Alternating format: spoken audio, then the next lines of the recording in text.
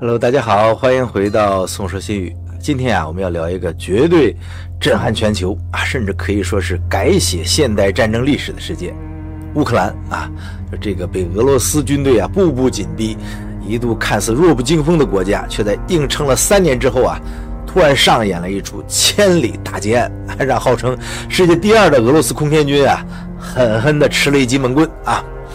那我先做点心理建设啊，这个空袭也算事故吧。所以呢，咱做这个事故报道没毛病啊。2025年的6月1号啊，一个看似平静的星期天，但对于俄罗斯的几座重要的空军基地来说呀，是一个噩梦的开始。乌克兰安全局 SBU 啊高调宣布，他们完成了一次蜘蛛网行动，动用了惊人的117架无人机，对俄罗斯腹地啊至少4个关键军事基地啊发起了史无前例的远程打击。这些基地啊，可不是什么名不见经传的小机场啊，他们是俄罗斯战略空军的老巢啊，停放着最值钱的宝贝儿。那有人说，哎，你到底去哪儿了，是吧？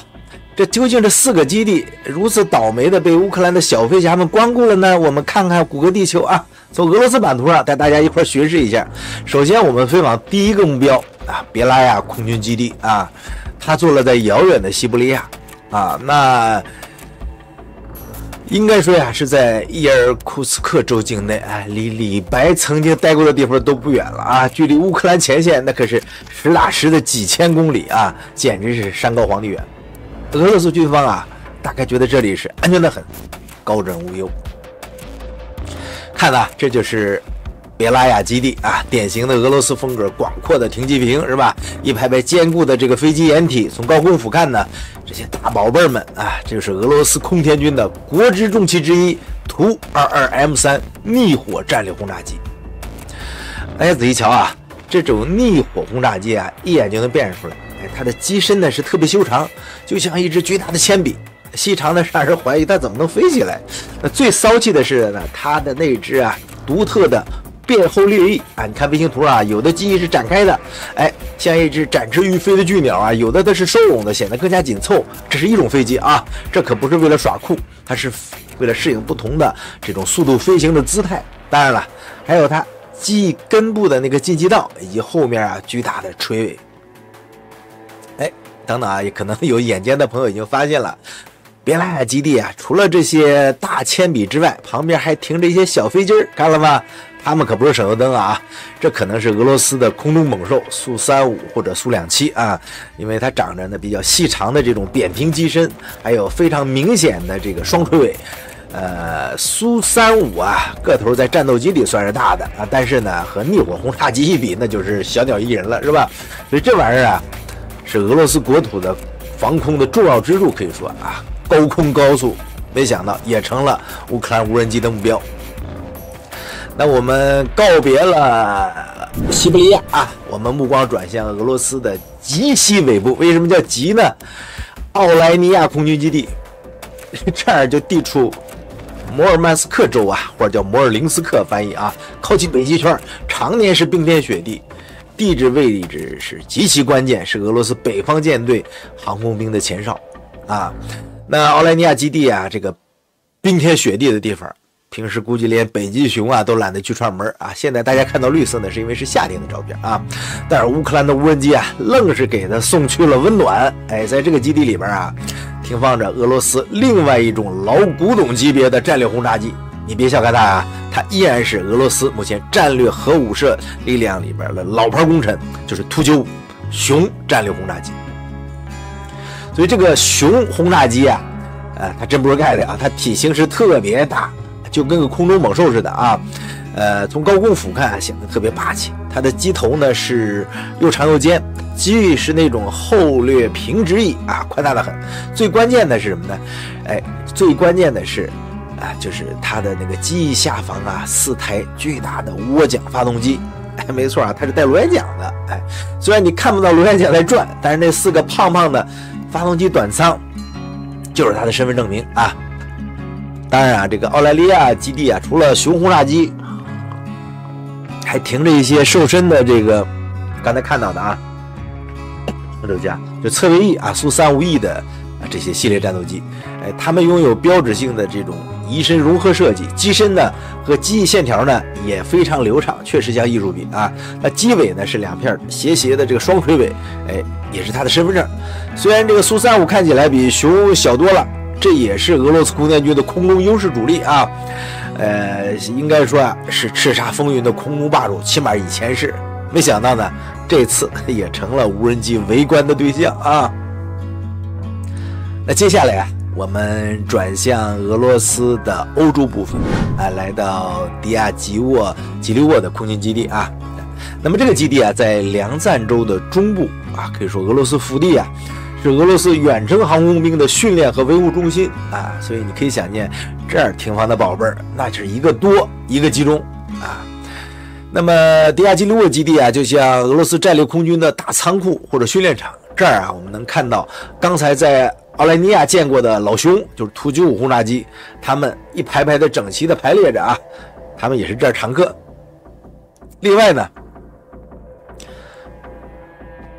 还有一种啊，就是刚才我们看到的这个图95的这个啊，刚才1276过来了，我们看一下这个图95啊，它体型确实大，有4台最显眼的这个涡降发动机，这是老当益壮啊。就在这儿训练啊。另外啊，除了图95之外，刚才看到了还有图22M3逆火轰炸机，还有呢一位庞然大物，就是刚才看到的空中卡车1276啊。这个1276运输机啊，这个玩意儿一眼也是能认出来的，它的机身也是特别肥大，一看就知道特别能装货的。大家以前如果在南苑机场啊，就北京南苑机场坐过飞机啊，那时候还是民航的时候，边上也停着好几架这个1276啊。它机翼呢是一种高高的平直翼，下面呢也是4台发动机，但是它们的涡扇发动机啊，就看起来更细长。那么最有识别的呀，就是它那个独一无二的 T 型的尾翼，T 型的尾翼，现在卫星图片我们能看到啊，水平尾翼啊是高高的架在垂直尾翼的顶端，像个 T 字儿，非常别致。1276呢，在俄罗斯空军里边啊，是承担着战略运输、空投、空中加油多种任务，是俄罗斯空军重要的后勤保障力量。这个大家伙啊。那最后啊，我们来到这次袭击的第4个目标，也是一个非常特殊的基地——伊万诺沃空军基地。那这个基地啊，为伊万诺沃州中部。那不光停运输机啊，更重要的是啊，这儿部署着呢俄罗斯空天军的空中大脑 A50预警机。所以这一口可吃着肉了啊！伊万诺沃基地啊，是地位非同一般的，因为它就是俄罗斯的空中预警控制中心。这儿停放的除了常见的这个1276之外，还有一种背锅侠啊！大家看好了啊，看仔细，这个和1276长得有点像是吧？也有个梯形的大尾翼，但是它背上啊，居然抗着一个巨大的圆形雷达罩。没错啊，这就是大名鼎鼎的 A50支柱空中预警机，它是俄罗斯空军的眼睛和大脑，能在空中啊探测数千公里范围内的目标，并且指挥啊自己的战机作战。所以这玩意儿是数量稀少，每一架真的是价值连城，简直是金贵的不得了啊！所以没想到这次也被乌克兰的无人机给盯上了。所以看到这些画面，大家可能也明白了，乌克兰的这次无人机袭击啊，它的目标选择的是多么的精准啊，多么的具有战略意义。他们不光是要打俄罗斯的轰炸机，还要打他们的眼睛和大脑预警机。那乌克兰方面说呀，他们这次行动啊，袭击了俄罗斯远程战略巡航导弹载机总数的34%。那虽然这个数字还有待于独立验证啊。俄罗斯也嘴硬说，大部分攻击都被击退了，但他们也承认啊，在摩尔林斯克，就是艾莱尼亚的基地和伊尔库茨克别拉亚地区啊，有几架飞机着火了，所以这无疑就是此地无银三百两，承认损失了。大家想想啊，这种战略轰炸机和预警机啊，那家伙动辄就是数千万乃至上亿美元的大宝贝大家伙，而且许多型号已经停产了。就是坏一架就少一架的宝贝儿，而乌克兰用的是什么呢？那 BBC 报道说了啊，是藏在物质移动舱里的无人机，甚至可能是几十万、几百万卢布啊，也就是几千块钱人民币就能搞定的 FPV 无人机，戴个眼罩，嗡嗡嗡来回开那玩意儿，携带的也就是几公斤的高爆炸药。所以一边是价值几千万乃至上亿美元的国之重器，一边呢可能是这只几百美元的小飞侠，用义血去撼动大象。你看，这就是现代战争中啊成本不对称的极致体现。这呀也是这次蜘蛛网行动最震撼人心的地方，也最令人深思的地方。所以它不仅仅是一次军事袭击啊，更像是一场对现代的这种军事理论和防空体系的降维打击。那么乌克兰是怎么做到的呢？就这些无人机，它是如何实现了千里奔袭，在数千公里之外精准的打击目标呢？难道乌克兰的飞手们真的是坐在几千公里外操纵这些小家伙吗？下一期啊，我们就来深入的揭秘蜘蛛网行动背后的黑科技，以及它如何让俄罗斯的防空体系变得防不胜防。好的，感谢观看宋时新语，你有什么想法呢？可以在评论区留言。咱们下次再见，拜拜。